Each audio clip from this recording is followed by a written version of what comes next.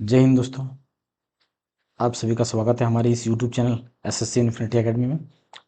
तो दोस्तों, पिछले क्लास में हम लोगों ने केमिस्ट्री का शुरू कर दिया था, जिसमें से हम लोगों ने दोस्तों 44 क्वेश्चन तक कंप्लीट कर चुके थे। आज हम दोस्तों उसी क्वेश्चन से आगे बढ़ाते हुए 45 क्वेश्चन नंबर से करेंगे और डाल्टन परमाणु थ्योरी के को कंसेप्ट से आगे क्वेश्चन को करेंगे। तो चलिए दोस्तों, क्वेश्चन को शुरू करते हैं। तो यहाँ पे दोस्तों हम डाल्टन्स एटॉमिक थ्योरी से संबंधित प्रश्न को करेंगे। उससे पहले दोस्तों हम डाल्टन एटॉमिक थ्योरी क्या है उसके बारे में जान लेते हैं। देखिए दोस्तों, डाल्टन ने 1808 से लेकर के लगभग 1809 के आसपास में उन्होंने अपना थ्योरी दिया था दोस्तों। उन्होंने डाल्टन्स थ्योरी दिया और उन्होंने कहा कि अगर कोई पदार्थ होता है या कोई मैटर है, तो उसमें दोस्तों जो कण होंगे उसमें बहुत छोटे छोटे कण होके मिले होंगे। तो जो इसमें कण या होंगे वो या परमाणु होंगे, एटम होंगे, वो छोटी छोटी एटम से मिलके एक बड़ा पदार्थ का या मैटर का निर्माण करता है। लेकिन दोस्तों, ये जो एटम है हमारा, एक छोटा सा एटम है, वो इतना सूक्ष्म है।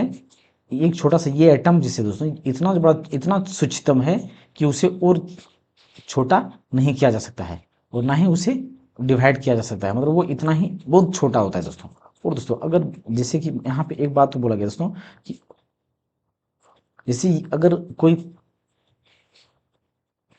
कोई स्पेशल धातु की बात करें या किसी खास पदार्थ की बात करें, तो जो एक पदार्थ हमारा बना होगा वो सिर्फ एक ही अणुओं से मिलकर बना होगा, यानी कि एक ही समान अणुओं से क्या होगा, मिलकर बना होगा। जैसे कि अगर हम लोहा की बात करें दोस्तों, लोहा की बात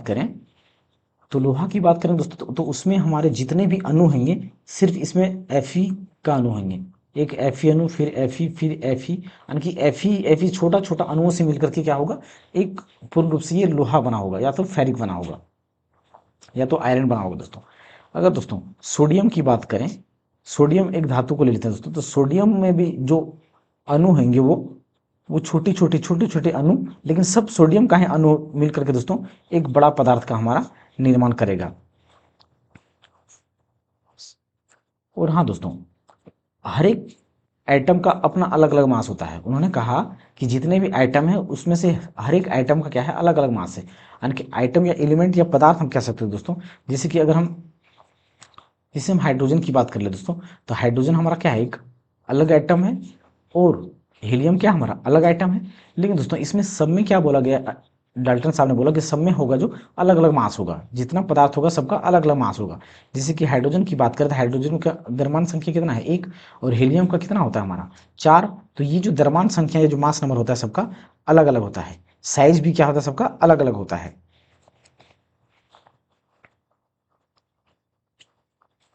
और उन्होंने कहा दोस्तों कि हमारा जो छोटे छोटे अणु होते हैं, वो अणु मिल करके या तो समान अणु हो या अलग अलग अणु मिल करके कंपाउंड बनाते हैं। तो जैसे हाइड्रोजन और हाइड्रोजन मिलके ये हमारा क्या बनाया, H2, यानी कि ये हमारा क्या आ गया, H2 है वो कंपाउंड है। अगर सिंगल है तो एक है तो वो हमारा क्या कहलाता है, एटम।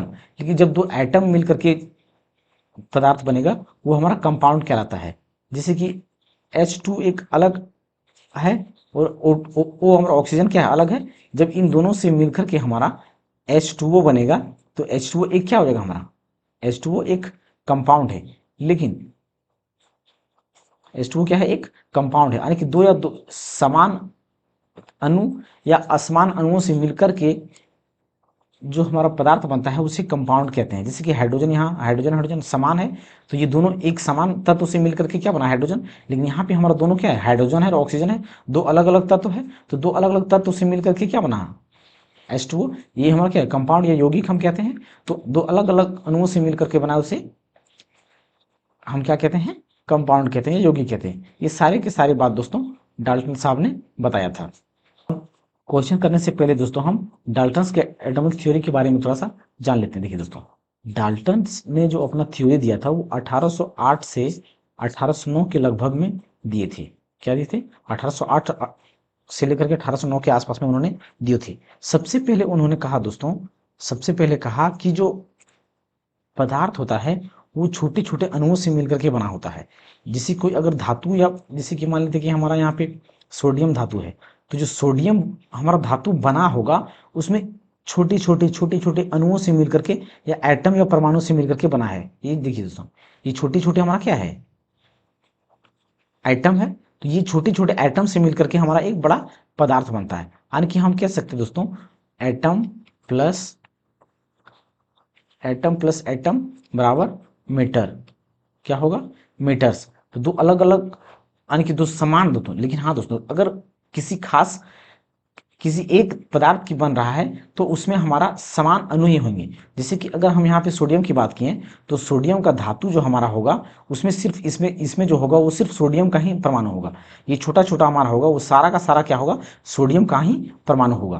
क्या होगा दोस्तों, सोडियम का ही परमाणु होगा। और इस सबसे छोटे परमाणु को दोस्तों इससे ज़्यादा और छोटा हम नहीं कर सकते हैं, इससे ज़्यादा और छोटा या डिवाइड हम नहीं कर सकते। यानी कि ये इंडिविजुअल है, ये क्या है, इंडिविजुअल है या अविभाजित है, इससे छोटा हम और नहीं कर सकते हैं।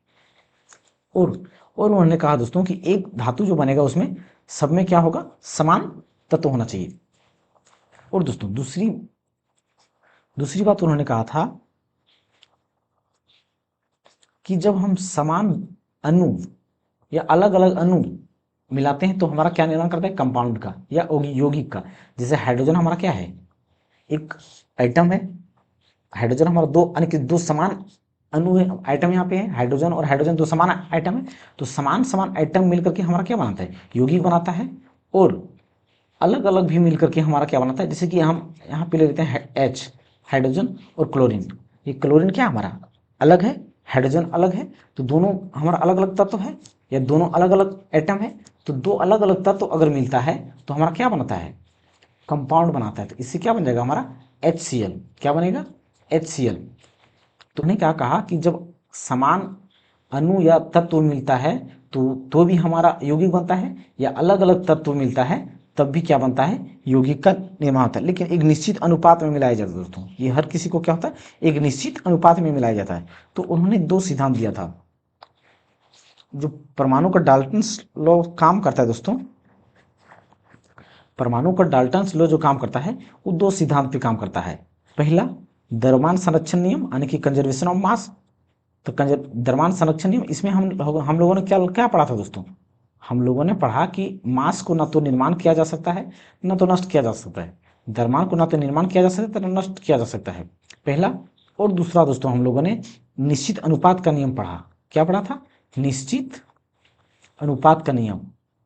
तो ये दोनों स्टेटमेंट दोस्तों देने वाले कौन थे, डाल्टन्स, मतलब डाल्टन साहब थे।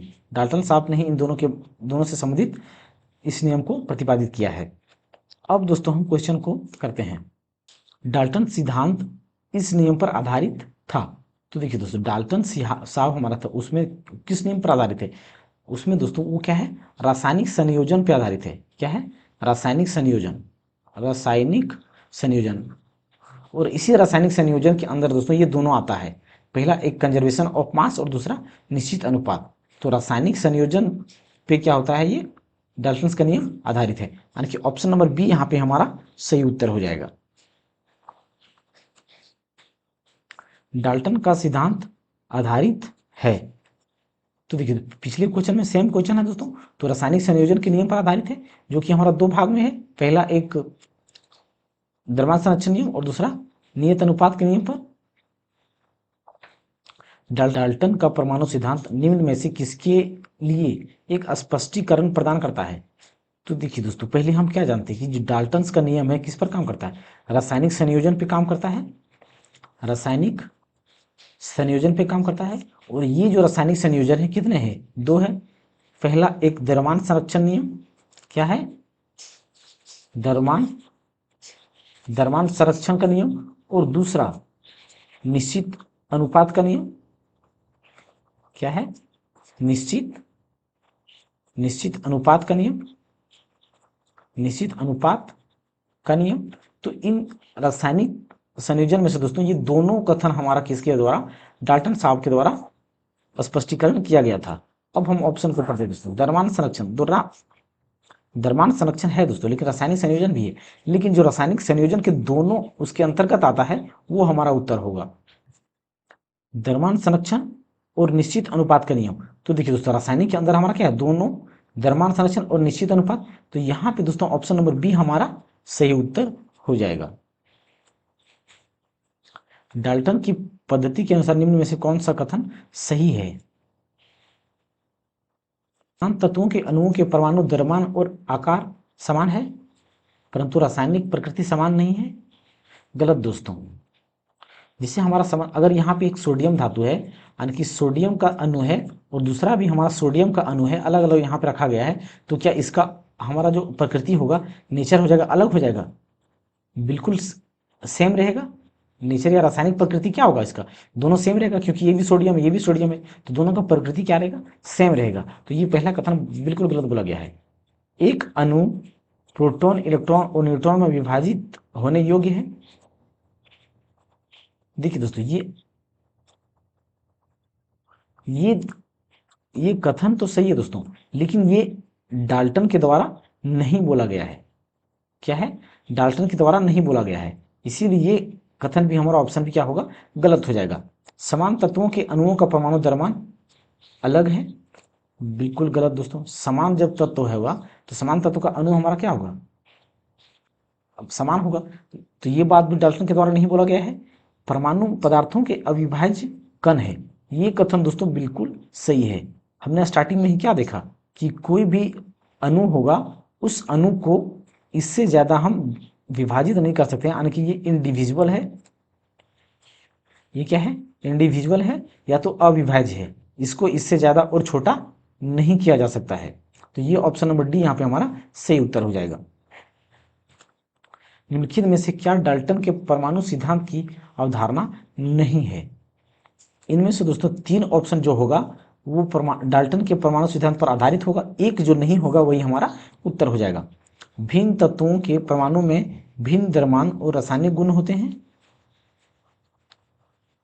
बिल्कुल सही दोस्तों। भिन्न तत्वों के अलग अलग रासायनिक गुण होंगे, जैसे कि एक सोडियम हो गया, एक एल्युमिनियम हो गया, तो इसका अलग गुण होगा और इसका क्या होगा, अलग गुण होगा। तो दोनों का द्रव्यमान और रासायनिक गुण भी दोनों क्या होगा, अलग अलग होगा इसमें, यानी कि गुण या केमिकल प्रॉपर्टी या रासायनिक प्रॉपर्टी दोनों का अलग होगा। यौगिक बनाने के लिए परमाणु छोटी पूर्णांक संख्या के अनुपात में संयोजित होते हैं, बिल्कुल सही दोस्तों। जैसे कि हमें कार्बन और ऑक्सीजन बनाना है, यानी कि कार्बन और ऑक्सीजन को मिलाएंगे तो हमारा क्या होगा, कार्बन डाइऑक्साइड बनेगा। तो कार्बन की हमारा संख्या कितना होता है, तो कार्बन हमारा कितना है दोस्तों, कार्बन का द्रव्यमान संख्या कितना होता है हमारा, 12, और ऑक्सीजन का कितना आता है, 16, यानी कि 16 दूना 32। तो इसको जब काटेंगे कितना बार में, 4 तिया 12, 4 8 32, यानी कि जब कार्बन डाइऑक्साइड को बनाएंगे तो 3:8 ये पूर्णांक में होगा, क्या होगा, पूर्णांक में दोनों होगा अनुपात का। तो ये कथन भी हमारा सही है। परमाणु अदृश्य कण होते हैं जिन्हें रासायनिक अभिक्रिया में निर्मित या नष्ट नहीं किया जा सकता है, ये भी कथन बिल्कुल सही बोला गया। द्रव्यमान संरक्षण नियम के अनुसार क्या है, ना तो द्रव्यमान को नष्ट कर सकते हैं ना ही निर्माण कर सकते हैं। तो ये तीनों कथन दोस्तों बिल्कुल सही बोला गया। तो ऑप्शन नंबर डी यहाँ पे हमारा सही हो जाएगा, क्योंकि ये कथन डाल्टन के अनुसार नहीं बोला गया है। निम्नलिखित में से किसने परमाणु की अविभाज्य के बारे में बताया? तो डाल्टन ने बताया था दोस्तों कि परमाणु को और ज्यादा इससे हम विभाज्य नहीं कर सकते हैं। डाल्टन के परमाणु सिद्धांत की कौन सी अभिधारणा द्रव्यमान संरक्षण के नियम का परिणाम है? देखिए दोस्तों, डाल्टन ने क्या कहा था कि ना तो हम द्रव्यमान को नष्ट कर सकते हैं और ना ही निर्माण कर सकते हैं, ना तो नष्ट कर सकते हैं ना ही निर्माण कर सकते हैं। तो ये हमारा क्या है, द्रव्यमान संरक्षण का नियम है। तो ऑप्शन को देखते हैं दोस्तों। यौगिक बनाने के लिए परमाणु छोटी पूर्ण संख्याओं के अनुपात में जुड़ती हैं। यहाँ पे बोला ये कथन तो बिल्कुल ऑप्शन नंबर ये सही है दोस्तों, लेकिन यहाँ पे क्या बोला गया है, द्रव्यमान संरक्षण के नियम का क्या बोला गया, द्रव्यमान संरक्षण नियम से क्या होना चाहिए, ऑप्शन संबंधित होना चाहिए। तो विभिन्न तत्वों के परमाणु के द्रव्यमान और रासायनिक गुण भिन्न होते हैं, ये भी कथन सही है दोस्तों, लेकिन ये द्रव्यमान संरक्षण का नियम नहीं है। सभी पदार्थ अति सूक्ष्म कणों से बने होते हैं जिन्हें हम परमाणु कहते हैं, ये गलत बोला गया दोस्तों। परमाणु अदृश्य कण है जो किसी रासायनिक अभिक्रिया से ना तो उत्पन्न किया जा सकते हैं और ना ही नष्ट किए जा सकते हैं, देखिए दोस्तों यहाँ पे क्या बोल गया, द्रव्यमान संरक्षण का नियम ना तो उत्पन्न किया जा सकता है ना ही नष्ट किया जा सकता है। तो यहाँ पे हमारा ऑप्शन नंबर डी क्या हो जाएगा, सही उत्तर हो जाएगा। डैश ने प्रस्तावित किया था कि प्रत्येक तत्व में एक विशेष परमाणु द्रव्यमान होता है। तो ये भी हमारा दोस्तों किसने कहा था, डाल्टन साहब ने बोले थे। क्या बोले थे, डाल्टन साहब ने बोले थे।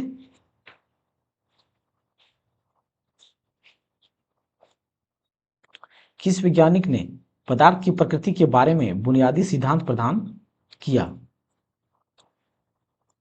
देखिए तो पदार्थ की बुनियादी सिद्धांत की बात करें तो इसमें भी हमारा जॉन डाल्टन ही उत्तर हो जाएगा, क्योंकि इन्होंने ही नेचर पदार्थ के बारे में बताया था। डाल्टन की परमाणुवाद की कौन सी अभिधारणा द्रव्यमान संरक्षण के नियम का परिणाम है। तो देखिए तो सेम क्वेश्चन रिपीट किया गया दोस्तों। तो परमाणु को क्या है, ना तो नष्ट कर सकते हैं ना ही हम निर्माण कर सकते हैं। तो ऑप्शन नंबर डी यहाँ पे उत्तर हो जाएगा। पदार्थ की प्रकृति से संबंधित मूलभूत सिद्धांत किसने प्रतिपादित किया था। तो देखिए दोस्तों ये जो हमारा जॉन डाल्टन ने किया था, किसने किया था, जॉन डाल्टन ने। जॉन डाल्टन ने बताया कि जो हमारा कोई पदार्थ होता है वो पदार्थ हमारा छोटे छोटे अणुओं से यानी कि परमाणु से मिलकर बना होता है। क्या होता है, छोटे छोटे परमाणु से मिलकर बना होता है। और जो छोटे परमाणु होता है वो परमाणु को हम और ज़्यादा डिवाइड नहीं कर सकते, यानी कि वो इंडिविजुअल होगा। क्या होगा, इंडिविजुअल होगा या तो अविभाजित होगा, अविभाजित होगा, यानी कि इससे ज़्यादा और छोटा नहीं किया जा सकता है। उस ब्रिटिश रसायनज्ञ का नाम बताइए जिसने द्रव्यमान संरक्षण एवं स्थिर अनुपात के सिद्धांत के विषय में अपना परमाणु सिद्धांत 1818 में प्रस्तुत किया, जो कि पदार्थ के अध्ययन में निर्णायक सिद्ध हुआ। तो ये कौन है दोस्तों, हमारा जॉन डाल्टन थे। तो ऑप्शन नंबर डी यहाँ पे हमारा हो जाएगा। अब हम दोस्तों अणु परमाणु तत्व की प्रतिशत मात्रा से संबंधित प्रश्न को करेंगे। तो देखिए दोस्तों हम सबसे पहले जान चुके हैं कि अणु क्या होता है और परमाणु क्या होता है। अब तत्व की प्रतिशत मात्रा निकालने के लिए अब जानेंगे दोस्तों। परमाणु को अणु परमाणु तत्व के बारे में पहले हम जान चुके हैं दोस्तों कि अणु क्या है परमाणु क्या है। अब दोस्तों यहाँ पे एक चीज और समझते हैं दोस्तों। अब इस क्वेश्चन को करने से पहले दोस्तों पहले हम ये जान लेते हैं कि परमाणु संख्या क्या होता है। तो परमाणु तो हम लोगों ने देख लिया दोस्तों। अब हम जानेंगे परमाणु के बारे में कि परमाणु संख्या क्या होता है। परमाणु संख्या या तो फिर एटॉमिक नंबर, एटॉमिक नंबर।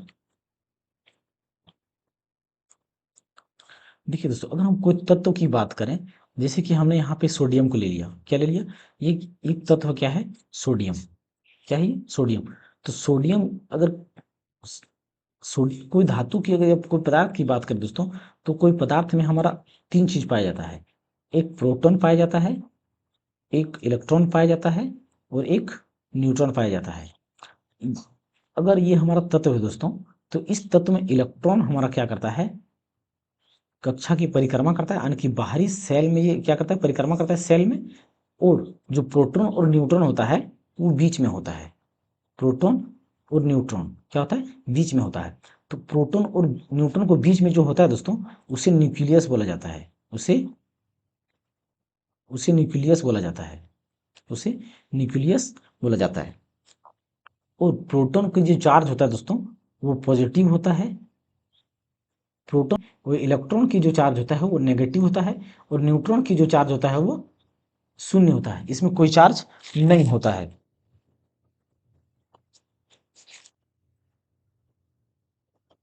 अब प्रोटॉन की खोज की बात करें दोस्तों तो ये 1886 में हुआ है। किस, और ये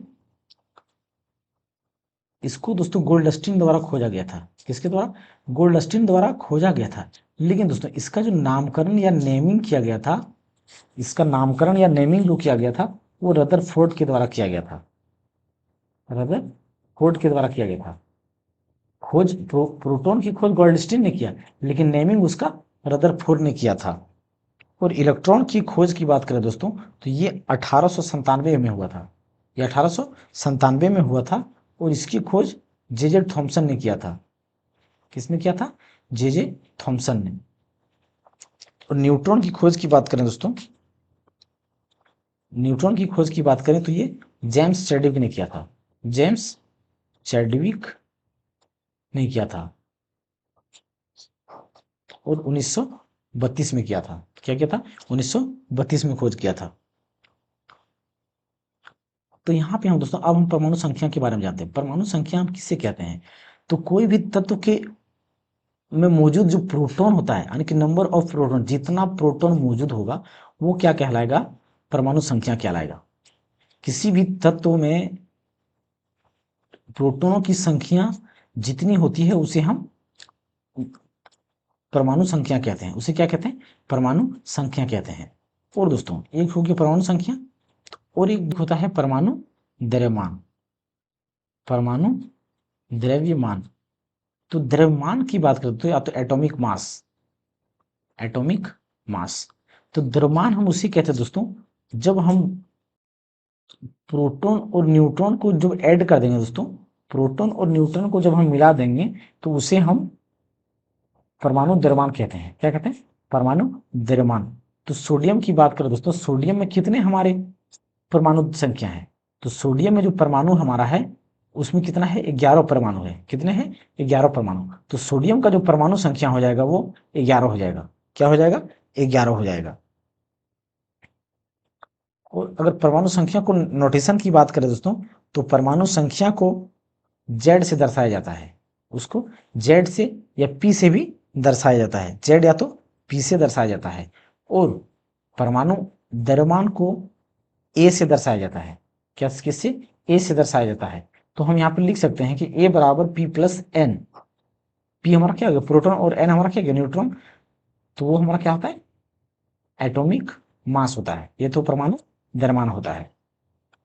अब यहाँ पे दोस्तों हम क्वेश्चन को देखेंगे। हो सके तो दोस्तों क्वेश्चन को कम से कम 1 से लेकर के 30 तक परमाणु संख्या याद कर लें तो अच्छा होगा, क्योंकि ये बार बार क्वेश्चन पूछे जाते हैं इससे। निम्न में से किस तत्व के आणविक रूप से परमाणुओं की संख्या अधिकतम है। देखिए दोस्तों अगर हम यहाँ पे ये पी से हमारा क्या होता है, फास्फोरस होता है। तो फास्फोरस की जो परमाणु संख्या होता है वो 15 होता है। और ये Ne मतलब दोस्तों नियोन होता है, तो इसकी परमाणु संख्या होता है वो 10 होता है। और ऑर्गन की बात करें दोस्तों, तो ऑर्गन की परमाणु संख्या हमारा 18 होता है। और सल्फर की बात करें, ये एस से हमारा दोस्तों सल्फर हो गया। क्या हो गया, सल्फर। तो सल्फर हमारा कितना होता है, 16 होता है। सल्फर का परमाणु संख्या 16 होता है।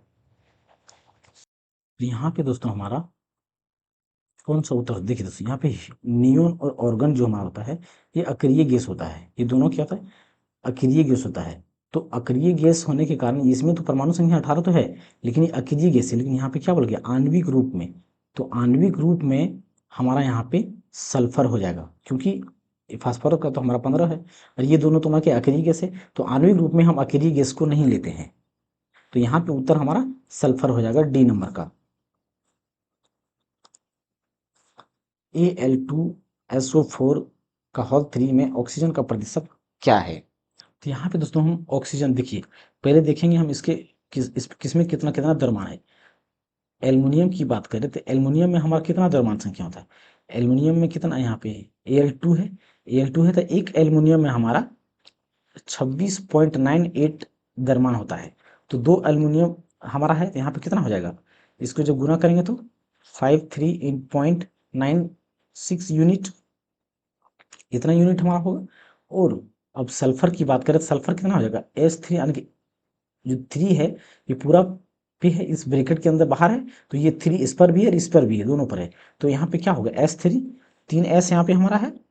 तो 3S है, तो एक सल्फर की अगर हम द्रव्यमान संख्या की बात करें तो एक सल्फर का द्रव्यमान कितना है हमारा, 32.06 होता है। 32.06 के आसपास होता है एक का। तो 3 सल्फर 3 से गुना करेंगे तो हमारा कितना आ जाएगा, 96.18 यूनिट। उसके बाद ऑक्सीजन की बात करें दोस्तों तो कितना ऑक्सीजन हो जाएगा, 4 3 12, यानी कि 12 ऑक्सीजन हो जाएगा। तो 12 ऑक्सीजन हो तो 12 यूनिट हमारा हो जाएगा यहाँ पे। तो एक ऑक्सीजन में कितना होता है, 16 होता है द्रव्यमान संख्या। तो कितना है, 12। अब इसको गुना करेंगे कितना होगा, 12 छक 72 के 2 बाकी 7, 12 का 12 और 7 19, यानी कि 192 यूनिट। क्या होगा, 192 यूनिट। हमें किसका प्रतिशत चाहिए, ऑक्सीजन का। तो प्रतिशत निकालने के लिए हम क्या जानते हैं, जिसका हमें प्रतिशत निकालना है उसको हम ऊपर रखेंगे और टोटल को कहाँ रखेंगे, नीचे। तो टोटल हमारा क्या है, Al2SO4 का होल 3, यानी कि सिर्फ ऑक्सीजन 12 का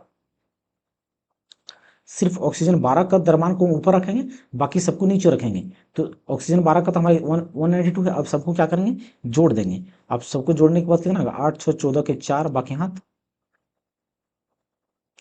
1, 9 और 1 10 और 1 11, बाकी हाथ 1, फिर 6 3 9 और 2 11, 1 12 के 2, बाकी हाथ 1, फिर 8 9 5 14, 14 और 9, 14 9 23, 23 और 1 24 के 4, बाकी हाथ 2, 1 और 1 2, यानी कि 342 टोटल क्या हो गया हमारे दोस्तों, टोटल द्रव्यमान जो हो गया Al2SO4 का होल 3 का इतना यूनिट हो गया हमारा टोटल द्रव्यमान 342 पॉइंट समथिंग। तो ऑक्सीजन का कहाँ रखेंगे, हमको ऑक्सीजन का प्रतिशत चाहिए, तो जिसका प्रतिशत निकालना होता है उसको हम कहाँ रखते हैं, ऊपर, और टोटल को कहाँ रखेंगे, नीचे, और गुना क्या करेंगे हम, गुना 100, गुना क्या करेंगे 100।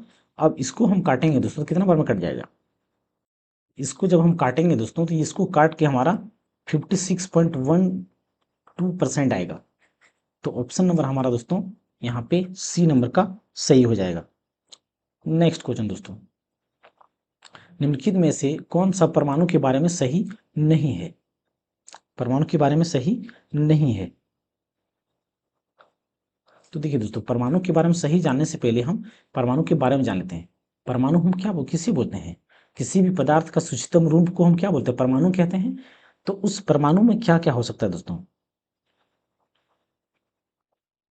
देखिए दोस्तों, किसी भी, अगर हम दो तत्वों की बात करें, अलग अलग तत्व है, जैसे कि ये हमारा सोडियम हो गया, ये एल्युमिनियम हो गया, तो दोनों का जो परमाणु तत्व होगा वो अलग अलग होगा। दोनों का क्या होगा, दोनों का ये परमाणु तत्व दोनों का क्या होगा, अलग अलग होगा।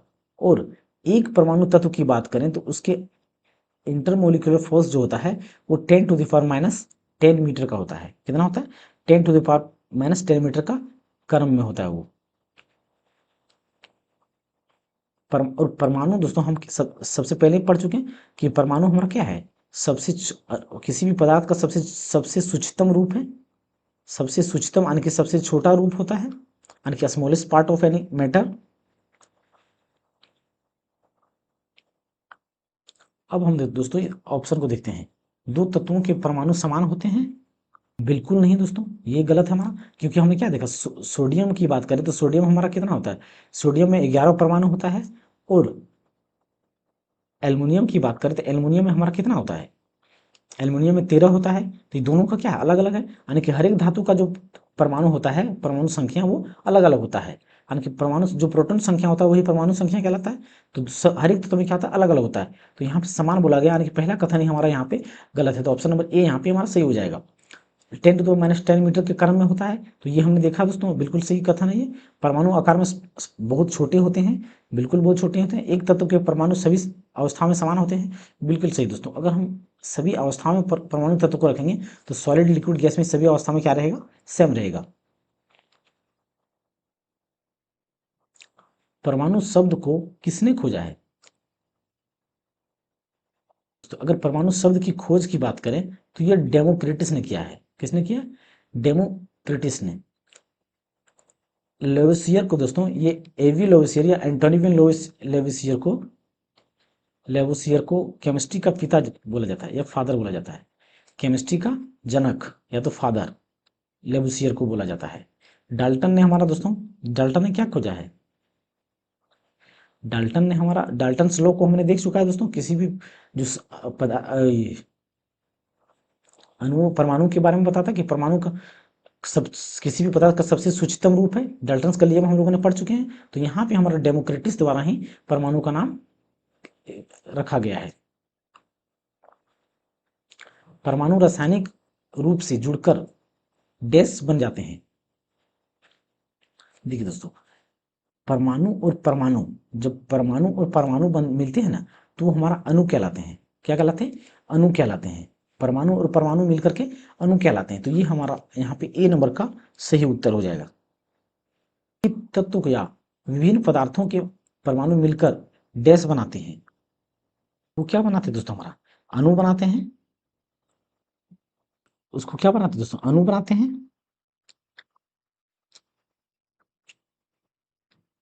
एक ही तत्व या अलग अलग तत्वों के परमाणु को एक साथ मिलाकर के क्या बनाते हैं, अणु बनाते हैं दोस्तों। ये सेम क्वेश्चन हमारा है। नेक्स्ट क्वेश्चन को देखते हैं, जल के कितने अणु कॉपर सल्फेट के एक अणु में उपस्थित होते हैं। देखिए दोस्तों, अगर हम जल के कॉपर सल्फेट की बात करें तो CuSO4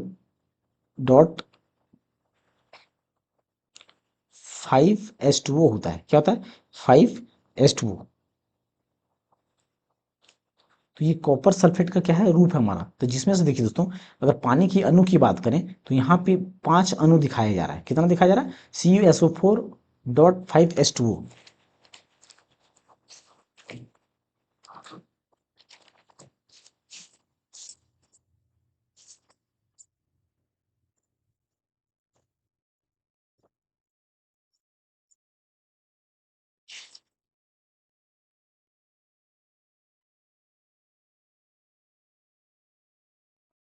इसे दोस्तों, इस पूरे फॉर्मूले को नीला थोथा के नाम से जाना जाता है।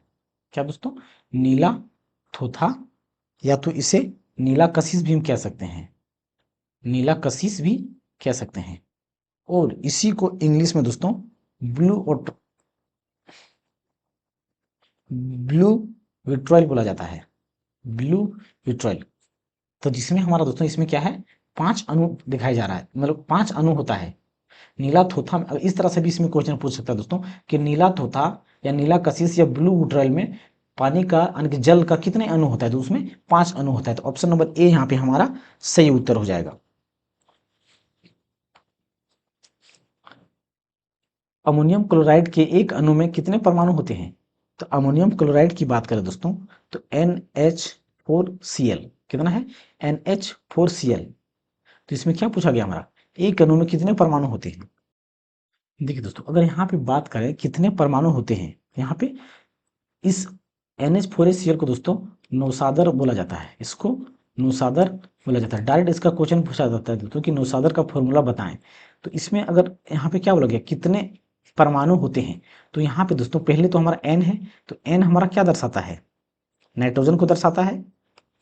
N हमारा नाइट्रोजन का तो पहला परमाणु हो गया। दूसरा हमारा क्या है? यहाँ पे हाइड्रोजन को दर्शा रहा है। हाइड्रोजन को दर्शा रहा है, तो यहाँ पे ये दूसरा हो गया। और यहाँ पे क्लोरीन, क्लोरीन को दर्शा रहा है। एक इतना यानी कि 3 तो ये हो गया दोस्तों। लेकिन हाइड्रोजन हमारा कितना है? 4 है। तो यहाँ पे 4 होगा, यानी कि 4 और एक ये 5 और एक क्लोरीन 6, यानी कि 4 हाइड्रोजन है।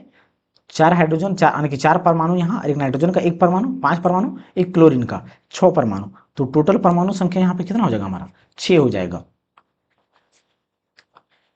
मानक ताप और दाब पर 7.5 ग्राम और 5.6 लीटर आयतन लेती है। यह कौन सी गैस है? कार्बन, नाइट्रोजन और ऑक्सीजन के परमाणु भार क्रमशः इतना है।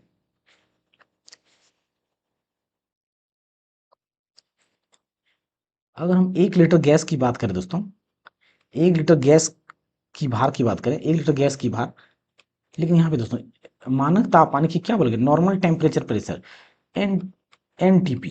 NTP मतलब क्या? नॉर्मल टेम्परेचर प्रेशर, यानी कि नियत ताप दाब। ये क्या होना चाहिए? कांस्टेंट, फिक्स होना चाहिए नियत पे। तो मानक उसको हम क्या बोलते हैं? मानक यानी कि 25 डिग्री सेल्सियस दोस्तों। टेम्परेचर हमारा मानक ताप क्या कहलाता है? 25 डिग्री सेल्सियस। तो 1 लीटर गैस की हमारा की बात करेंगे, भार तो कितना हो जाएगा? 7.5 बट्टा 5.6, कितना है? 5.6। और किसी भी परमाणु या अणु की बात करें दोस्तों तो उसमें जो आयतन हमारा होता है वो, या भार कह सकते हैं, तो 22.4 लीटर। क्या होता है? 22.4 लीटर होता है। हर एक किसी भी पदार्थ की बात करें, किसी भी पदार्थ की भार की बात करें तो उसका 22.4 लीटर लिया जाता है। ये कांस्टेंट है। किसी भी तेल ले लो, बकरी ले लो, गाय ले लो, भैंस ले लो, सबका मोल की बात करें तो ये 22.4 लीटर मोल में लिया जाता है। तो ये हमारा क्या है? कांस्टेंट टर्म है। क्या है? कांस्टेंट टर्म है। तो यहाँ पे 22.4 लीटर, 4 लीटर गैस का भार बराबर क्या होगा? गैस का भार बराबर 7.5 इंटू 22.4,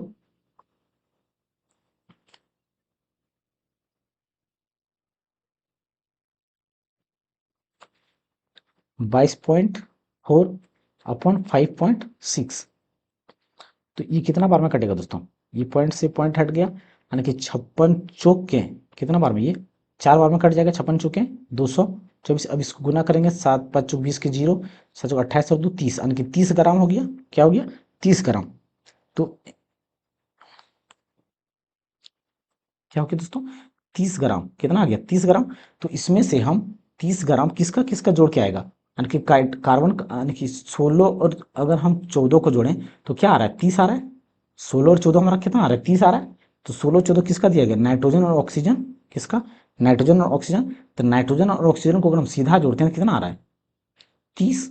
तो ये ऑप्शन हमारा यहाँ पे सही हो जाएगा। निम्न में से किस यौगिक में सबसे अधिक परमाणु होते हैं? सबसे अधिक परमाणु होते हैं तो देखिए दोस्तों, यहाँ पे 2 और 1 3 1 4, इसमें कितना परमाणु है? 4। और इसमें 2 और 1 3 परमाणु इसमें है। इसमें 2 और 2 4 और 1 5, इसमें कितना परमाणु हो गया? 5 हो गया। इसमें कितना है? 2 हाइड्रोजन और 1 3 और 4 ऑक्सीजन, 4 3 7, यानी कि सबसे ज्यादा परमाणु किसमें? हमारा H2SO4 में। तो बी नंबर का यहाँ पे हमारा क्या हो जाएगा? सही उत्तर हो जाएगा। कैल्शियम का परमाणु द्रव्यमान डैश होता है। देखिए दोस्तों, कैल्शियम की परमाणु संख्या की बात करें तो परमाणु संख्या हमारा 20 होता है। कैल्शियम की परमाणु संख्या कितना था दोस्तों? 20 होता है, यानी कि एटॉमिक नंबर। एटॉमिक नंबर क्या होता है? 20 होता है। लेकिन एटॉमिक मास की बात करें, एटॉमिक मास या परमाणु द्रव्यमान इसका डबल होता है। कितना होता है? डबल। तो ये 40 इसका परमाणु द्रव्यमान हो जाता है। तो ऑप्शन नंबर डी यहाँ पे हमारा सही उत्तर हो जाएगा। देखिए दोस्तों, यहाँ पे क्या बोला गया कि नाइट्रोजन का प्रतिशत निकालना है। तो नाइट्रोजन का प्रतिशत निकालना है, तो यहाँ पे हमारे कितने नाइट्रोजन है? 2 नाइट्रोजन है। ये NH4 बोला था, ये 4 हमारा H पर है, N पर नहीं है। तो ऊपर हमारा कितना नाइट्रोजन हो गया? 2 नाइट्रोजन हो गया। और बाकी सबको कहाँ रखेंगे हम? नीचे रखेंगे। नीचे NO3। तो देखिए दोस्तों, एक नाइट्रोजन का भार हमारा कितना होता है? गुना 100 करेंगे फिर। एक नाइट्रोजन कितना होता है हमारा? 14। तो 2 नाइट्रोजन है, 14 यहाँ पे। अरे यहाँ पे कितना नाइट्रोजन है? 2, यानी कि 14 प्लस 14। हाइड्रोजन कितना है दोस्तों? 4। तो एक हाइड्रोजन में एक होता है, 4 हाइड्रोजन का कितना द्रव्यमान हो गया? 4। प्लस ऑक्सीजन का कितना होता है? 16, यानी कि 16 कितना हो जाएगा? 48। और ये गुना क्या करेंगे हम? 100। तो अब इसको गुना 14 14 कितना हो गया? 28। तो 14 का 28, 14 28, 28 यहाँ से 2 लेंगे 30, और यहाँ पे 2 लेंगे 50, यानी कि 80 गुना 100। 1 जीरो से 1 जीरो, 4 7 28, 4 दूना 8, 2 5 10, तो 5 7 35, यानी कि नाइट्रोजन का प्रतिशत जो हो जाएगा दोस्तों 35% हो जाएगा। नेक्स्ट क्वेश्चन, कार्बन डाइऑक्साइड में कार्बन की प्रतिशत मात्रा कितनी होगी? देखिए दोस्तों, कार्बन की बात करें तो कार्बन हमारा कितना है? 1 है। प्रतिशत जिसका निकालना होता है उसको ऊपर रखते हैं उसका द्रव्यमान, और टोटल को नीचे रखते हैं, और गुना 100। तो कार्बन की द्रव्यमान संख्या की बात करें तो कार्बन का कितना होता है हमारा? 12। और टोटल कार्बन का 12 हो गया, और ऑक्सीजन का कितना हो गया? 16 दुना 32 हो जाएगा। तो ये 12 और गुना यहाँ पे 100, 12 यानी कि 44 गुना 100। 4 का 4, 4 का 4, 25 चौके 100। अभी 25 दूना 50 का 0 बाकी है, तो 1, फिर 25 से का 25 और 5, 25 5 30। अब इसको काटेंगे, 11 से कितना बार में कटेगा? 11 दूना 22, 22 यानी कि 8, 80 हो जाएगा। 11 7 77 दशमलव यानी कि 40, फिर 11 33, यानी कि 27.3% के आसपास दोस्तों। तो ऑप्शन नंबर डी यहाँ पे हो जाएगा। एक H2O अणु में उपस्थित हाइड्रोजन की प्रतिशत ज्ञात कीजिए।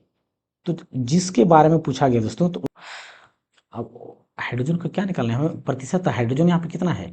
2 हाइड्रोजन है, और टोटल कितना है? H2O है। गुना पे 100 यहाँ पे करेंगे। हाइड्रोजन हमारा कितना है? हाइड्रोजन का द्रव्यमान संख्या कितना था? 1। लेकिन 2 है तो 2 से गुना, और हाइड्रोजन का यहाँ पे कितना हो जाएगा? 2 प्लस 16, यानी कि कितना हो जाएगा? गुना फिर 16 100, यानी कि कितना? 2 बट्टा 16 2 18 गुना 100, 2 9 18, 9 से काटेंगे कितना? 9 1 9, 9 1 9, 11.11% हाइड्रोजन का हो जाएगा, जो कि बी नंबर ऑप्शन है।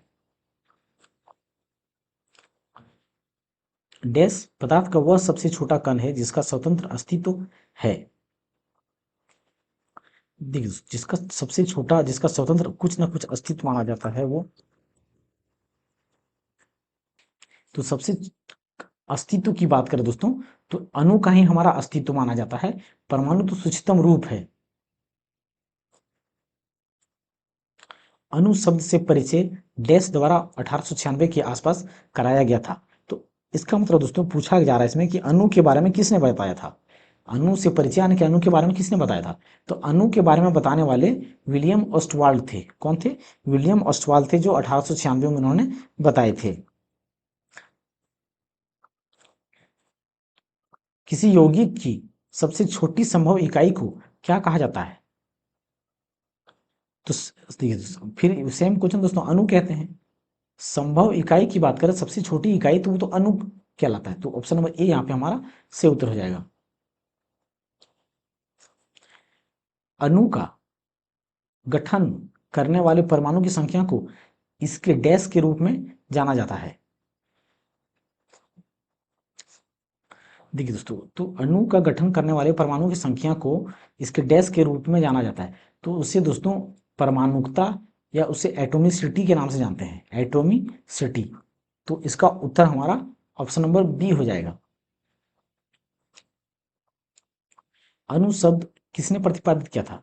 तो अणु शब्द की प्रतिपादित की बात करें दोस्तों, तो हमारा वो डेमोक्रिट्स द्वारा किया गया था। किसके द्वारा? डेमोक्रिट्स द्वारा। एक डैश को किसी डैश के हिस्से या एक यौगिक के उस डैश अंश के रूप में परिभाषित किया जा सकता है जो स्वतंत्र अस्तित्व में सक्षम है और उस तत्व के सभी गुणों को दिखाता है। देखिए दोस्तों, अगर अणु की बात करें तो अणु हमारा क्या है? सबसे सूक्ष्मतम रूप है, जिसका क्या है? अस्तित्व है। इसका क्या होता है? अस्तित्व। तो उसके तत्व में यानी कि अणु को किसी तत्व के हिस्से या एक यौगिक के उस सबसे छोटा अंश, क्या होता है? सबसे छोटा अंश रूप में परिभाषित किया जाता है जो स्वतंत्र अस्तित्व में सक्षम है। यानी कि ऑप्शन नंबर ये यहाँ पे हमारा सही उत्तर हो जाएगा। CaOH के हॉल 2 के अणु में कितने परमाणु मौजूद है? तो सेम ये परमाणु संख्या पूछा गया दोस्तों, यानी कि कितने परमाणु है? कैल्शियम 1 हो गया और 2 ऑक्सीजन 3 और 2 हाइड्रोजन, यानी कि कितना हो गया? 5। तो ऑप्शन नंबर सी यहाँ पे हमारा क्या हो जाएगा? सही उत्तर हो जाएगा। नेक्स्ट क्वेश्चन दोस्तों, CO2 में C और O2 द्रव्यमान का अनुपात ज्ञात कीजिए। तो कार्बन का अनुपात और O2 का अनुपात पूछा गया दोस्तों। तो कार्बन का अनुपात की बात करें तो कार्बन का कितना होता है? कार्बन की द्रव्यमान संख्या कितना होता है हमारा? 12 होता है। और ऑक्सीजन का 16 दोनों क्या था? मतलब 32, यानी कि 4 से काटेंगे, 4 12, 4 8 32, यानी कि 3:8, यानी कि कार्बन को ऊपर रखेंगे तो पहले आएगा कार्बन, फिर बाद में ऑक्सीजन। तो ऑप्शन नंबर ए यहाँ पे सही उत्तर हो जाएगा। अणु का गठन करने वाले परमाणुओं की संख्या को क्या कहते हैं? तो उसको क्या कहते हैं दोस्तों? एटॉमिसिटी या परमाणुकता कहते हैं। तो ऑप्शन नंबर डी यहाँ पे हमारा क्या हो जाएगा? सही उत्तर हो जाएगा। आज के हमारे इतने सवाल थे दोस्तों। आई होप आप सभी को ये वीडियो अच्छा लगा होगा। तो दोस्तों अगर वीडियो अच्छा लग रहा है तो हमारे इस चैनल को सब्सक्राइब, लाइक और शेयर अवश्य करें। थैंक यू दोस्तों।